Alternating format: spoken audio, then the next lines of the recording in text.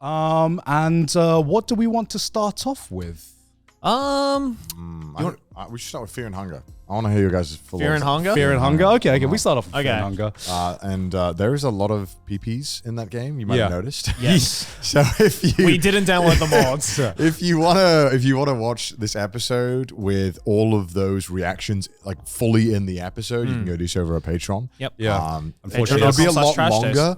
Way longer than this one, the director's edition, you could say. This is the Snyder cut. So if you want to go over and watch that with all the reactions as we're talking about it, go over the Patreon. It's going to be there, and it's going to be good. Yeah, patreon.com/trash taste. Link in the description.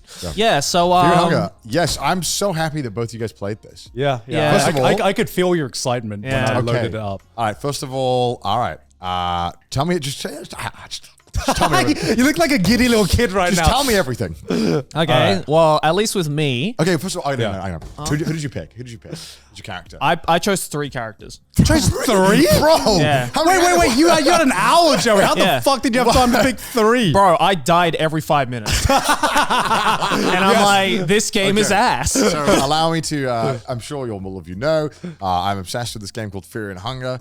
Basically, the premise of the game is that you enter the dungeon. Yeah. And each one of the characters that you choose, which is not explained at all, it's like you pick a character. Yeah. You pick a character and they have their own reason for wanting to enter the dungeon. Yeah. And you are loosely explained this through the starting kind of game almost. Because your choices matter right away from the get-go. Yep. Yeah. As you might have found out. Yes. Oh, I didn't know that. I was just following my heart. So I picked the last person. I forgot the actual name is, the Berserker or whatever. Hunter? Ragnavold? Yeah, I forgot what his class was. It's the Outlander. The Outlander. Oh, okay, that that's is the it. only character I didn't pick. Oh, perfect. Yeah, so yeah, we yeah. have 2 completely different playthroughs. Which difficulty did you pick? I picked Fear and Hunger. I was Yeah, I wasn't gonna do any other one. I saw the harder difficulty and I was like, all right, for this game, I don't mind being a pussy. So you picked the easiest of the easiest. Yes, the easiest. And it was not easy. And it was not easy at all. No. I was like, oh, okay, this is like the easier difficulty. All right, let's pick it. I thought it'd be a little bit easier. I boot up the game. Yeah. And I was like, okay, there's a backstory to this all. And this sets the tone pretty early on because the first thing you have to choose is like you're fucking stranded or something. And you have to choose whether you want to cannibalize people or not to survive. Yeah. And what did you pick, Joey? So my... His characters don't have that. My characters. Your characters don't have that? So one thing I've noticed, so this is why I was glad I played different characters. Yeah, that's very cool. Because the way that each of the characters' stories even begin is completely different. Yeah. I mean, I think in the case with is it the Necromancer? I forgot which one it was. Enki, the priest. The priest, yeah, the priest, for example, where you like the structure of the dungeon is just different from the beginning. Really? Yeah. So that's when I was like, because I played the first 2 characters and I was like, okay, the map like seems pretty much the same, like in both entrances. So I was like, okay, I can kind of figure out where I'm going because I've already died 5 times here. Yeah. But then when I played the 3rd character, I was like, wait, this looks nothing like the other 2 characters at all. So there's 3. I think 3 or 2 different layouts that the map can be. Yeah. At least the starting area. The rest of the game is all the same, but the starting areas. Well, it's not starting, but the castle area has like 3 layouts, I think, that are random. Yes. Yeah. So you just randomly got. I guess I just randomly And got all the them, items are always random as well. Yes, I noticed that as well. Yeah. So you can't go to like the same barrel and get the same item. Oh, It's really? always Yeah. different every run. Yeah. Oh, shit. Because I remember like I was playing as the priest guy and I got like a bunch of like really sick equipment which he couldn't equip because it's a different like class. But JRPG player, I was like, okay, I get that. It's whatever. I'll just hold on to it just in case, and I'll remember it for when I play as like the other like more melee characters. Yeah. I die.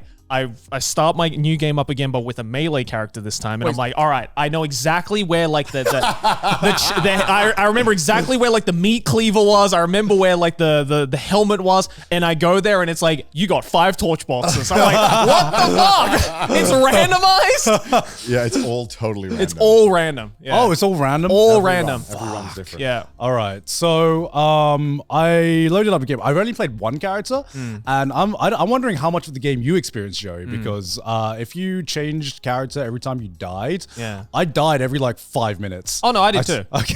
I tried each character three or four times each, I'd say. Right. Until I basically did it enough times where I'm like, okay, maybe I just picked the wrong character. Could you walk me through like the first 5 minutes of your run? First 5 minutes of my run. I guess the first run. Yeah, the very first one, load up the game, make the first choices. The only thing I really remember from the first choices was, do I eat this person? Because it was such a visceral visceral choice you had to make. Yeah. I was like, maybe the game would make it easier if I cannibalize this person. I'm gonna choose not to. Yeah. Maybe something good will happen out of that. I can't remember exactly every other choice that I made from the beginning, but I remember getting the ability. I think it was Bloodlust or something like that. Yeah. And so I was like, cool, I got a free ability out of the choices I made. So immediately I load up the game, I go in the dungeon, and immediately you get hit by this fucking terrifying atmosphere. It just, everything about it. The first thing I did actually was try to go out through the mist, because I was like, get me out of here. Because I was like, wait, I've seen this horror movie before. Yeah. You go the opposite way, but obviously you can't run away. You need to go in the dungeon. Yeah. And then I immediately get ambushed by one of the guards after just walking around. Yeah. And I was like, all right, I'm going to try using my ability, Bloodlust or whatever it is. Maybe that'll power me up and get me through my first fight. So I used Bloodlust. Doesn't seem to do anything. He walks closer and then beats the shit out of me, and I die. And that was like, well, that didn't last long at all. Also, I thought, okay, so there's this coin flip mechanic. Right? Yeah. And I didn't know about this. I mean, you briefly talked about this. I didn't know how often it came up. Yeah. So I thought, okay, this just shows what my playthrough was like, right? Yeah. I lost about 6 coin flips in a row. I immediately die. I try again, lose the coin flip, immediately die, and then every coin flip I had for the first like half an hour, I lost. So I thought I was doing something wrong. You thought it was a scripted event? I thought it was like I thought I had to like unlock some game mechanic to be like, all right, now you can win the coin flip. No, it just turns out I lost about 6 50-50s in a row. I think I lost like 12 in a row one time. Oh shit. That's a real gacha gamer move. Yeah. I was like, where the fuck is my gacha luck? See, because for me with the coin flips, I was actually getting pretty lucky at the beginning. I think I won like 4 or 5 in a row. Especially against like the giant god, for instance. Yeah. What did you think of his design? No. So I was gonna say, like, for me, when I was fighting against the god for the first time, right? The coin flip was the least of my worries. Yeah. Because, I was like, I learned from the first couple of enemies, like the disgusting jellyfish monster guy, that I was like, oh, okay, so disgusting jellyfish monster. You didn't see the guy? No. Okay. He's like at the beginning. I'll explain. But anyway, so as I was, the first couple of rounds, as I was actually getting into combat first couple of times, I remember John's video where I was like, oh yeah, that's right. Each like individual limb can also attack. Right. So instead of like, because I was like going for the head and kept missing, so I was like, okay, let me like get rid of the limbs first. Yeah. So when the big like guard guy came, and in his one hand, I think he has like the giant weapon, I was like, I'm getting rid of that first. Yeah. Because that just seems like a bad idea. And then I cut off all of his limbs, and I was like, why am I still getting hit? And then I realized, oh, his cock is attacking me. Because I didn't even see the cock until I cut his legs off, and I was like, I thought I cut. Oh.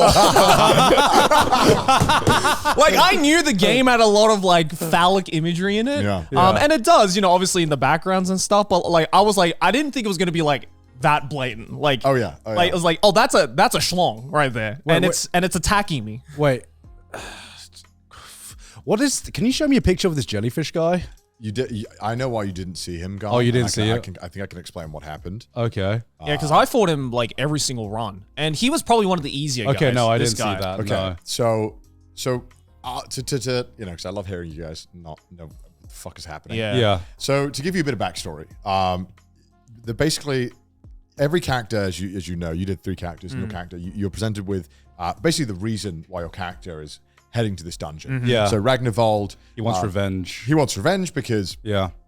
Legard, who to explain the story, it's Berserk. Yeah, I was going to say it's Berserk the game. Legard is Griffith. Yeah. And Ragnarvold was basically his family was murdered by Griffith's or Legard's men as they attacked his village. So he wants revenge. So he goes in, and obviously he gets on this boat, and then unfortunately doesn't make it very far, and you have to start. You can either cannibalize or you don't. Yeah. So with that choice, as far as I remember, the benefit to cannibalizing is that you unlock the ability where you can basically, if you kill an enemy, you can just eat them and regain health. Yeah. But Okay. I don't think there's any downside to taking it. It is actually just kind of annoying because you can accidentally cannibalize someone and not loot their items, and then you can't get the items again. So you have to loot first. You have to loot. Yeah. It's kind of right. So but anyway, so that's his reasoning. And all of those choices matter. So Bloodlust. So unfortunately, Ragnarvold is the worst one of all the characters. He has by far the worst kit in the game. He seems like he should be badass, but he kind of just sucks. Great. And every other character that Joe chose is good. Oh yeah, good. It's kind of like there's like one that's A, two that are B, and then there's F, which is Ragnarvold, because his kid is totally useless. Gon, don't worry. I probably didn't do that much better than you, to be honest. So Ragnarvold's reason he's going in there to confront him, and then Das, who's the knight, which you played as. Yes, he was good. It's a girl, actually. Oh, okay. She was good. Basically, she's Casca. So she fell in love with Legard and wants to know why Legard kind of like fucked off. So she's going to the dungeon to find Legard. And then obviously Enki is a priest who wants more knowledge, wants to learn more about the dungeon itself as opposed to Legard. But obviously there's something weird happening in this dungeon. And then the mercenary wants to pay off his debts because his wife is currently a prostitute. I think the mercenary I got the furthest with. He's got like probably the nicest kit to work with. Yeah. But there's also like so the game is really punishing, as you found out. Yes. And it doesn't tell you anything. No. So one thing, for example, that it doesn't tell you, which I don't understand why it doesn't tell you, because this one just doesn't make sense to me, is that you might have noticed on the coin flips, there's actually like a ×2 in the corner. You actually start with 2 lucky coins, which allow you to flip an additional coin if you hold down shift. See, I didn't even see the ×2. I thought that was the amount of coins I had. Yeah, or that's something what I like thought. that. So you'll always be able to do the coin flip. Right. But you can actually like flip another coin to do it twice. Double but luck. obviously, it only That would have helped for Gon. Only increases your odds to 75, so it's not perfect. Yeah. And you only, these are rare pickups. So you have to really save them. And obviously, when every enemy in the game is doing a coin flip, you're like, all right, now this is kind of getting a little worrying. Yeah. But then, as Jerry mentioned, the combat is kind of interesting with the guard, right? Like, it's a perfect example of why I think the game is so cool in this way, is that the guard, right? He has maybe has a mace in one hand, a cleaver in one hand, and a schlong. So how do you kill him, right? His schlong attacks too. So the only way to reliably kill people is to chop both their legs and then go for the head. Yeah. Because the accuracy, if you go for the head, is so low that it's like a 1 in 10. So you might hit I didn't know that. So you might hit their head. But so obviously, if you're going to hit someone in the head, if they have no legs, hitting them in the head becomes a freebie. Yeah. You might have noticed when you got rid of his legs that an exclamation mark appeared above his head, which means that the headshot is like, it's good to go for. Oh, no, I didn't get that at all. Oh, okay. So you can do that. But obviously, here's the problem, right? And this is where the it's just such a simple design concept, but it's so genius that like, so he has a cleaver and a mace in one hand. But to kill him quickly, you got to get rid of his legs. Yeah. But if he gets a hit on you with the cleaver, you permanently lose your arm. And Yeah, there's I no way. noticed that. There's no way to get it back. Yeah. There's a way to get it back. It's a little. Let's assume there's no way to get it back. There's in an average run, there's no way to get it back. Yeah. So you're pretty much having to play around. I do not want to lose my arm. Yeah. Or because if he hits you with the mace, he crushes your bones. Yeah. Which makes you take more damage or do less damage. It's one of the other ones. Or maybe Yeah. both. So now it's like you're like, oh my god, I want to kill this guy quick, but I don't want to die. And healing items are like non-existent. So if you die or take damage, the max healing item is like, it's like a 20 heal. So like getting even hit once is bad. And then on top of that, if you lose a coin flip, you'll be lucky if you survive it. But if you do survive it, you're pretty so low health that it becomes really hard to play the rest of the game. Yeah. Sorry, I'm ranting on a bit here. So that's stuff that the game, all of this is not explained at all. No, I mean, which makes it kind of cool. No, I like that part. Okay. I definitely like that part about the game, that it is just like, because like the first couple of runs I went into, I was treating it more as like a JRPG, but then very quickly I found out it is not that. Yeah. Which is cool. But then at the same time I had that like level of appreciation of the game, I was also like, oh, that means that this game is literally RNG hell.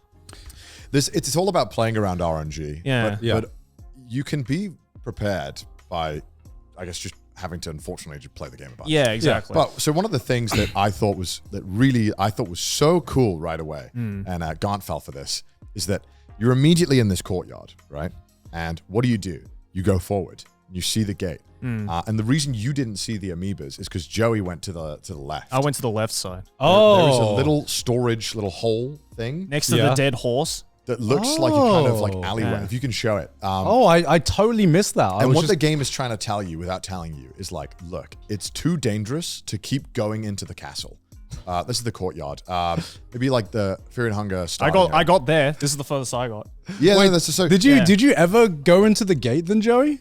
The one on the right? No. The top main, one? the main. Yeah. I got in there. I also got into the door on the right with a talisman I picked up. Fuck, I did not go anywhere but like the top. So the type in top Fear gate. and Hunger start screen area. Yeah, I got to that area. Yeah, this. Yeah, open that one. Yeah. Yeah. So basically the game, it's almost inviting you to go in there. Yeah. But very quickly what you realize is that you just cannot go in here. You can, but it's very tough. I actually got pretty far, I think. You can, yeah. So you can actually, Yeah. there is actually a like, if you can get pretty good at it, like dodging enemies. Like you don't actually have to fight enemies, and the way that they work is that they can only move in like blocks. I'm not trying to Yeah, so but you I'll can realize you can dodge around.